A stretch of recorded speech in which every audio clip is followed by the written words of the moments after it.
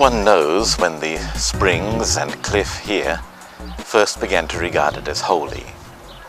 But when the Greeks came, they saw here a manifestation of their god Pan, the god of nature. And so shrines were built here, and the place was dedicated to and named after the god Pan, Banias.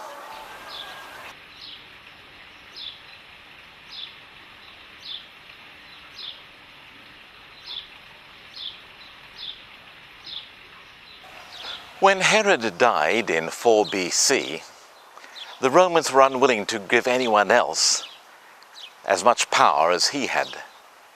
And so they divided his kingdom into 3 between his 3 sons. Archelaus got Jerusalem, and Herod Philip received Banias and the area we now call the Golan. 2 years later, in 2 BC, Philip decided to build his own capital, and he chose the pagan center of Banias, for that project. Here he built the magnificent palace that you see behind me, with its row of arches and storerooms. Both to commemorate himself and as a compliment to his patron Caesar, he called the city Caesarea Philippi. Caesarea Philippi is a long way from Capernaum. Nearly 30 miles as the crow flies. It's much longer by road. And yet the Gospels record that Jesus made the journey up here. The question is, why? It appears that all he did was come here, have a little talk with his disciples in which he said to them, "Who do men say that I am?" And one said, "Oh, Elijah," and one said, "Oh, one of the prophets," and various answers were given, and finally Jesus said, "Yes, but who do you say that I am?" And Peter, always impetuous, always ready to blurt out inconvenient facts, said, "You are the Messiah, the Son of the living God." And in words prized by many Christians, Jesus said, "Peter, that is the rock upon which I will build my church." Actually, I'd love to know exactly what Jesus did say, because in the Greek, there is a sort of a pun, a play on words. Peter, or Petros, means a little stone, a pebble. Whereas rock, Petra, means something huge like the cliff at Banias. So Jesus says, "You are Peter, a little pebble, but on the rock," what can that rock be but the confession that Jesus is the Messiah? On that rock, the Christian church is founded. But whether there was such a pun in the original Aramaic, which Peter and Jesus probably spoke, I just don't know. The point is that having made his little pun, Jesus and his disciples turned around and went all the way back to Galilee. Now, why on earth did they have to come up here to say that? If it was too dangerous to be said out loud, well, surely Jesus could have whispered the question. And if he merely wanted to point out to a big rock, well, there were plenty of cliffs around the edge of the Lake of Galilee. Why did Jesus come here to Caesarea Philippi, better known as Banias? The answer may lie near the springs.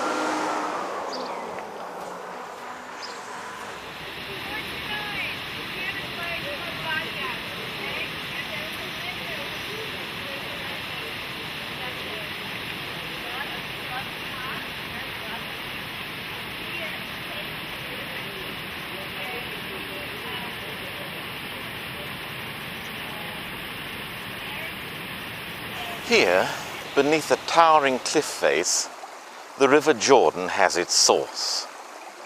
This is one of the springs that make up the origin of the Jordan River, and the water feeds in to a large pond. The whole area comprised a sanctuary dedicated to the nature god Pan. Eusebius of Caesarea, the early Christian historian, tells a most interesting story about this pool of water.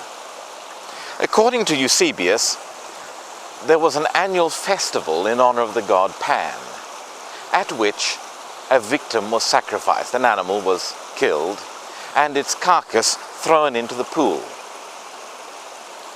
Almost immediately, the carcass sank, disappeared into the depths, and this was regarded as a sign that the god had accepted the offering.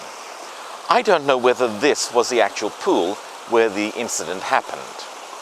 It seems to me more likely that the cave just up above us is where the sacrifice was thrown into a pool of water. On one occasion, however, there was a Christian present who, says Eusebius, pitied the people for their delusion.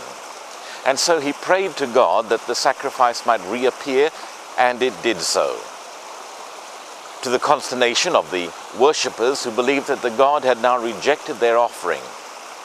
And so from then on, the annual festival came to an end.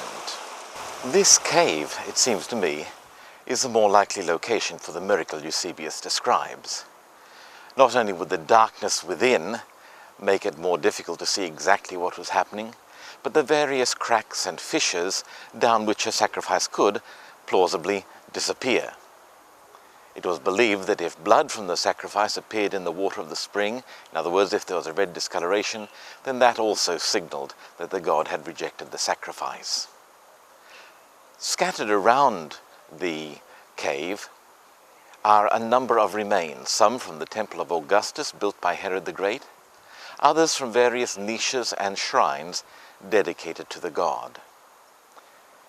Banias is still a sanctuary for nature. It's a nature reserve, inhabited by rock hyrax, who still bask in the sunshine on top of the ancient ruins. This is an artist's impression of how the temple may have looked in its heyday, showing the beautiful, graceful Greek architecture that adorned this sanctuary to the nature god. But the best bit of all is down here, where you have the sanctuary of the dancing goats. Pan, of course, was always depicted as half man, half goat, and here were goats specially trained to dance and regarded, no doubt, as either inspired by or a manifestation of the god himself.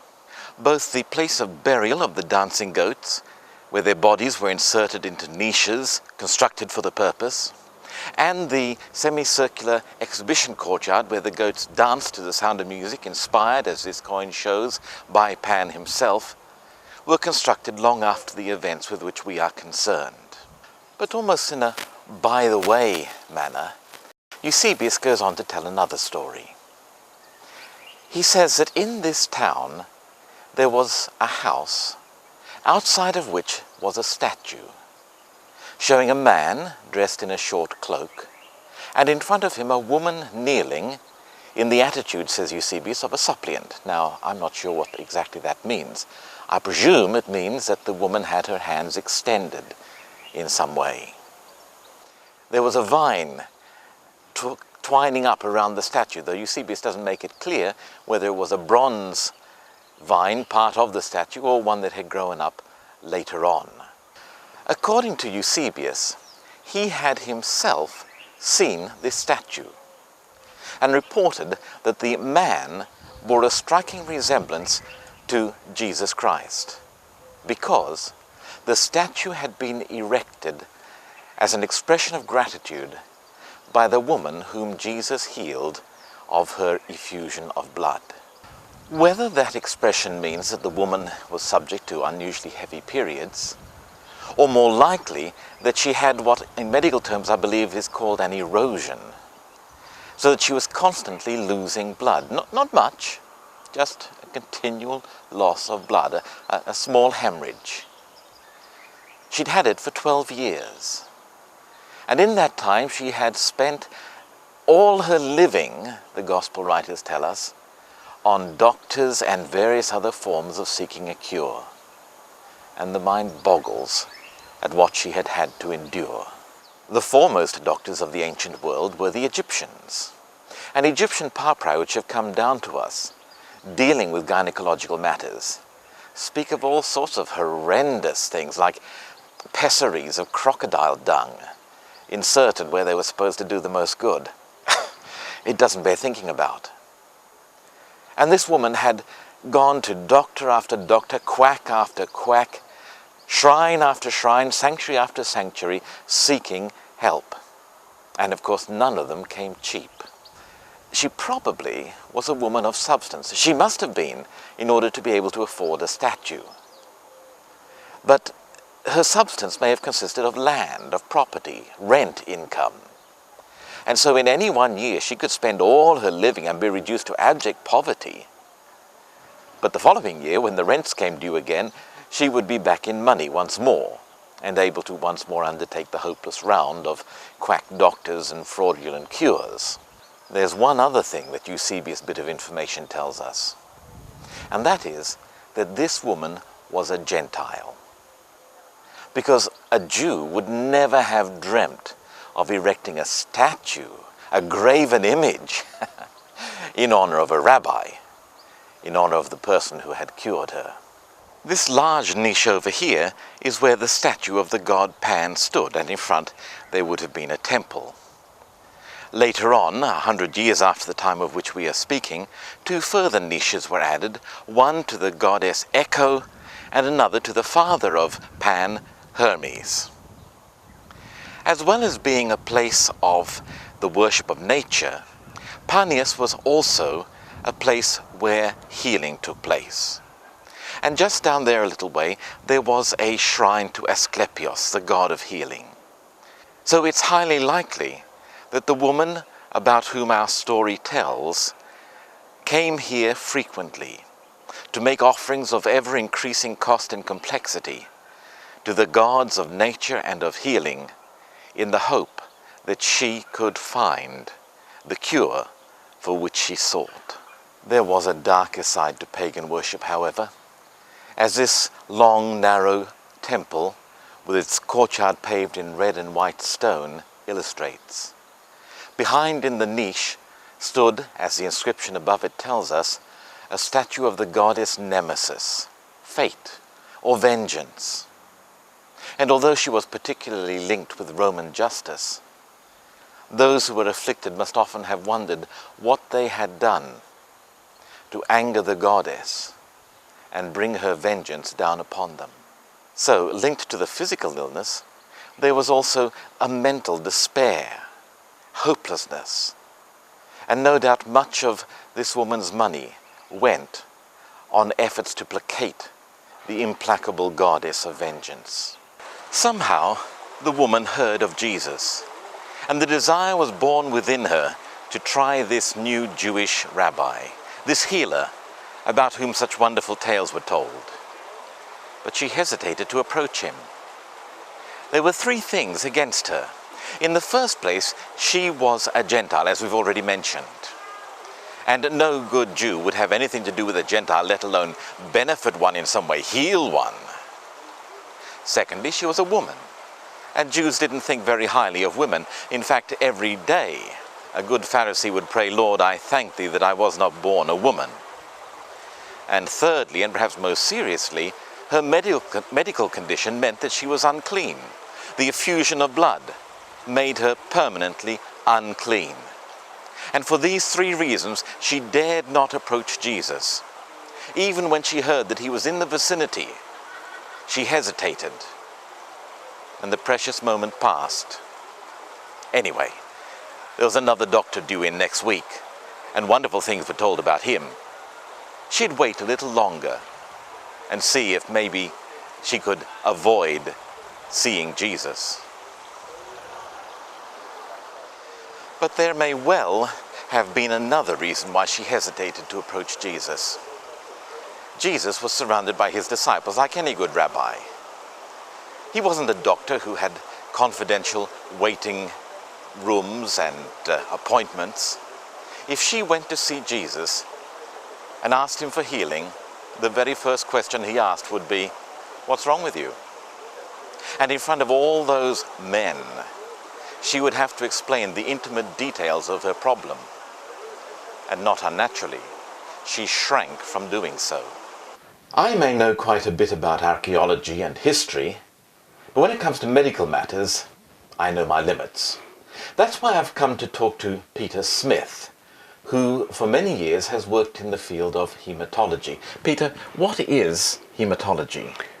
Haematology is one of the medical laboratory sciences specialising in the study of the blood, its circulation, Right. including hemostasis, that is to say the balance of whether one bleeds or doesn't bleed spontaneously, And so on. and sometimes forms clots, of course, and that sort of thing, yes. And sometimes clots in places where they're not wanted. That's correct, yes.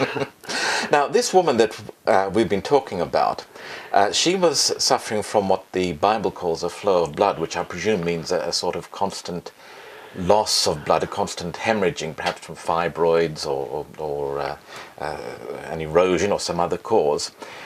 Well, what's the medical term for that?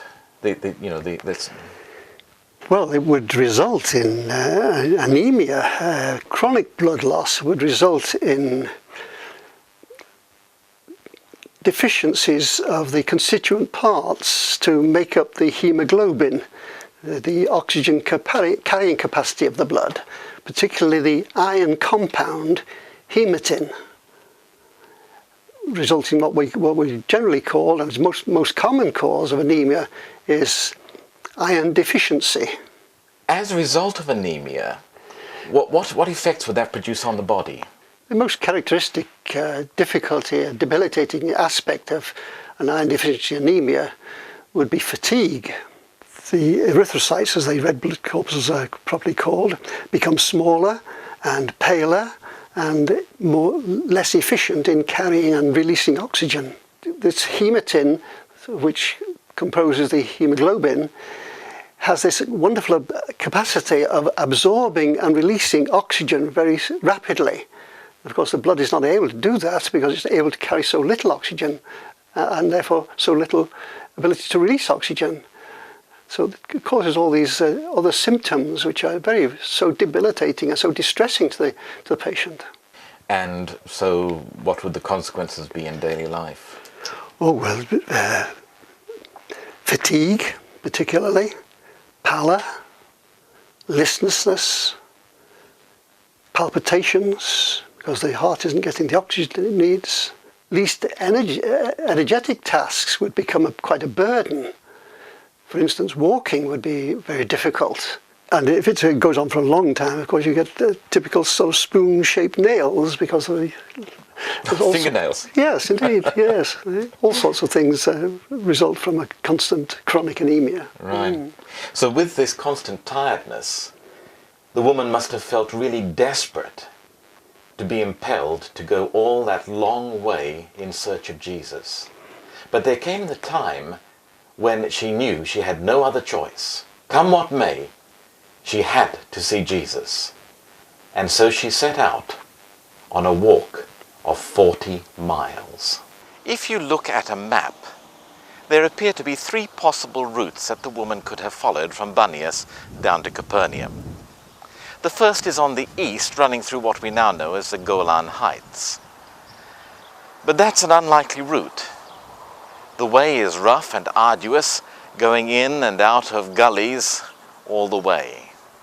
It's dry, barren, and even today there are not many villages in the area. The second route goes straight down the middle of the Jordan Valley, in theory. But if you look behind me, you can see how the banks of the Jordan are choked with vegetation, marshes even, so that this area is plagued with mosquitoes and rife with malaria, at least until recently. But there is a third reason why you wouldn't come down this way. And that is that just a few miles to the north, there's a great swathe of basalt that blocks the Jordan Valley, behind which Lake Hula is dammed up, and the River Jordan has cut a gorge through that basalt. There's not a way for pedestrians or vehicles, and even today there is no road running up the middle of the Jordan Valley. So that only leaves the third route, the one on the far west, the route followed by the modern road.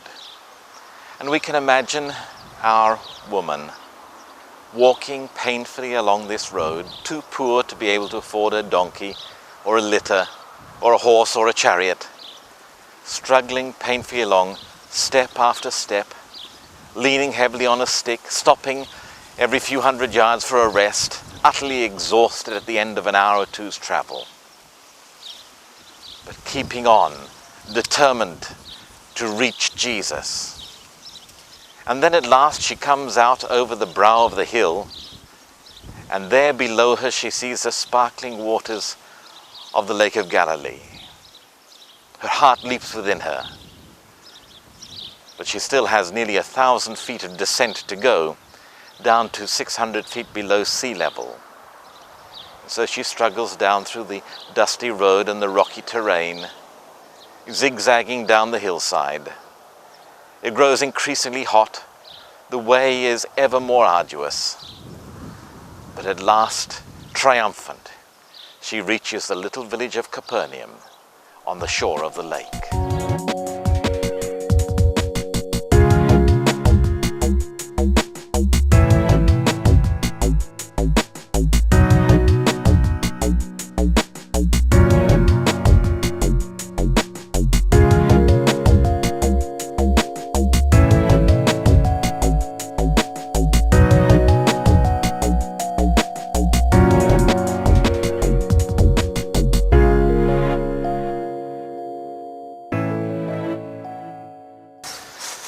And so, step after weary step, she finally came to Capernaum. Now this is an old photograph of what Capernaum used to look like, with narrow little streets running between the houses. But since then, a monstrosity of a church has been built over these ruins, and so instead I've brought you to Chorazin, the city which Jesus cursed. This is the main street of Chorazin, believe it or not. Of course, we're used to a street wide enough to take a cart or cars or trucks. But when the only traffic is on foot or with donkeys, you don't need a lot of space for a street. And so the woman came into a street like this and started heading down it, asking passers-by if anyone knew where Jesus was. And then, somewhere along the length of the street, she saw a crowd coming towards her. Now, as you can imagine, in a space this big, it wouldn't take very many to be a crowd, 20 or 30. And we know that Jesus sometimes had 5,000 people or more following him. So you can imagine the woman's consternation as this huge crowd of people surges up the street towards her. And she presses back against the wall, covers her face with her headscarf. But somehow she learns, from somebody she overhears or someone she asks, that in that crowd is Jesus. And can you believe the relief in her heart? Now is her opportunity. She doesn't need to say a word. She doesn't need to reveal her secret to this man and his gawping disciples. All she has to do from her position against the wall is just wait, and as he passes by, reach out and touch his robe. And that's what she did. She waited her moment, and when Jesus passed within arm's length, she just reached out and brushed her fingers against his robe. And instantly, she knew that she was cured. Now, how did she know that? She couldn't see anything, but she felt. Suddenly, that dreadful weariness, that lassitude, that lack of energy was gone. And she felt as if she could leap and jump and dance all night. She was full of energy. She was full of bubbling life. She knew that she was healed. For a moment, she hesitated as gratitude welled up within her. And the delay was fatal. Because before she could take a step, before she could start to press her way out through the crowd, everything stopped. The crowd stopped. People jostled to a standstill. And Jesus turned and looked straight at her and said, "Who touched me?" The woman's heart stood still. And then Peter, blessed Peter, said, "Oh, come on, Lord. Look at the crowd. Everybody's touching you. What do you mean, who touched you?" And for a moment she thought she'd escaped. But Jesus, with his eyes still fastened upon her, said, "No. Somebody touched me because I felt power go out from me." And that was when the woman knew that Jesus knew, and that her secret could not be hidden. What was going to happen? She, a Gentile, a woman, unclean, had dared to touch one of the foremost rabbis in Israel. What would he say? What would his disciples say?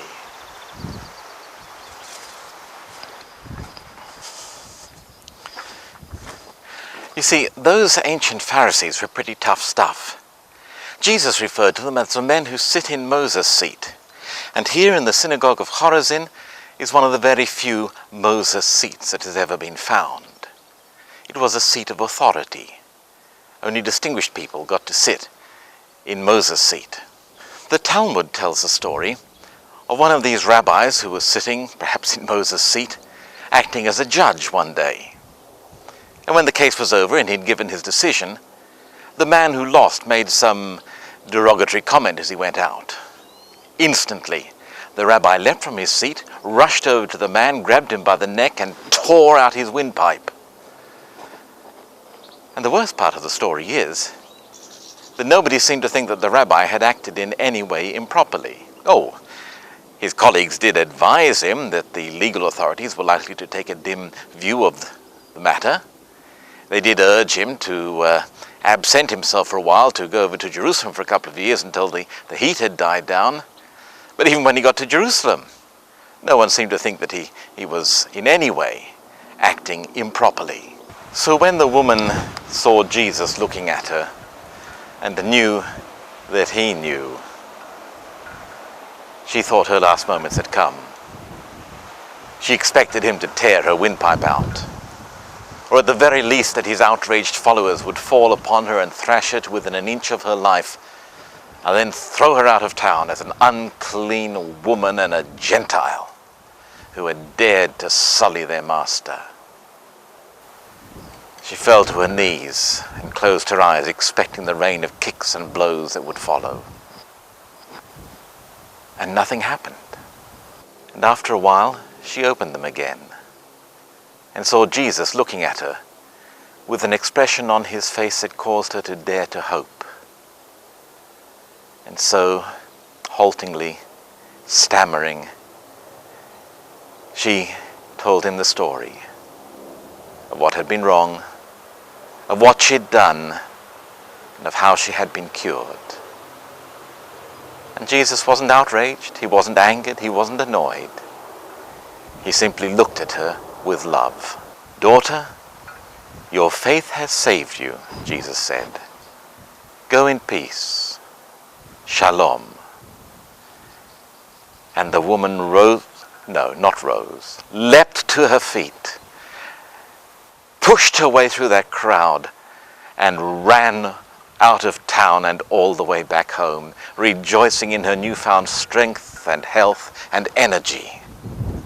And so the lady came back to Banias, and as every good story finishes up, she lived happily ever after. Well, long enough anyway to build that statue that Eusebius saw with his own eyes, and which was here in Banias for many, many years, perhaps as much as 3 centuries. Unfortunately, despite the sterling work being done here by archaeologist Professor Tsaferis, uncovering Herod's palace and all the rest of it, I'm not expecting him to uncover the statue. A pity. I wish he could. But according to Sozomen, a church historian writing some 60 years later than Eusebius, when the Emperor Julian, known as Julian the Apostate because of the way in which he turned his back on Christianity, when he came to the throne, the pagans of Banias revived.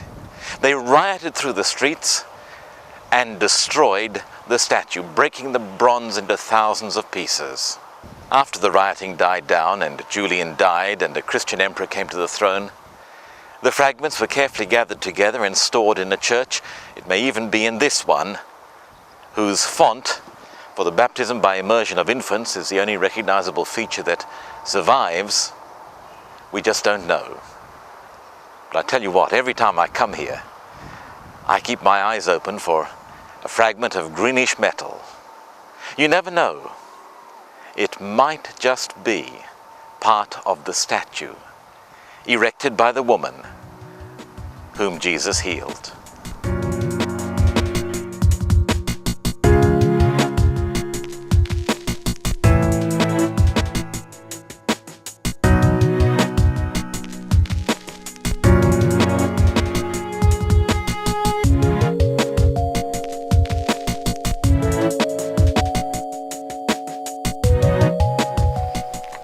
So why did Jesus come all this way? All the way from Capernaum, way down there in the south, up onto the heights above Galilee, along the Rift Valley, down into the Rift Valley and up again to Banias. Why? Was it just to tell Peter he was a pebble? I believe that Jesus came because he knew that that woman needed him. He came because he understood her fears and her concerns. He came to save her. Save her from her blushes, save her from her illness, save her from her fears and embarrassment. And in the same way, Jesus came for all of us. He came to save us from our fears, from our sin, from our guilt, from anything that affects us and ails us. Jesus' love and sympathy led him to take the first step for the woman here at Banias and for you and me by coming down from heaven to earth to save us. And the tragedy is that, like the woman at Banias, we may not be ready to be saved. Jesus may be reaching out his arms to us, and we say, no, hang on, just wait a while longer. I've got things I want to do first. I'm too afraid, too embarrassed, whatever it may be. And so Jesus turns away. But he never turns away completely. If we let the hour of opportunity pass, it'll be more difficult the next time. It may involve a long and difficult journey all the way down to Capernaum. We can be sure, however, that if we make that journey, he will receive us. He will answer our needs. But why go to all the trouble? Jesus is calling now. Respond to him now. Whatever your needs, whatever your problems, turn to Jesus and say, Lord, thank you for the help you are offering me. I accept it now in Jesus' name.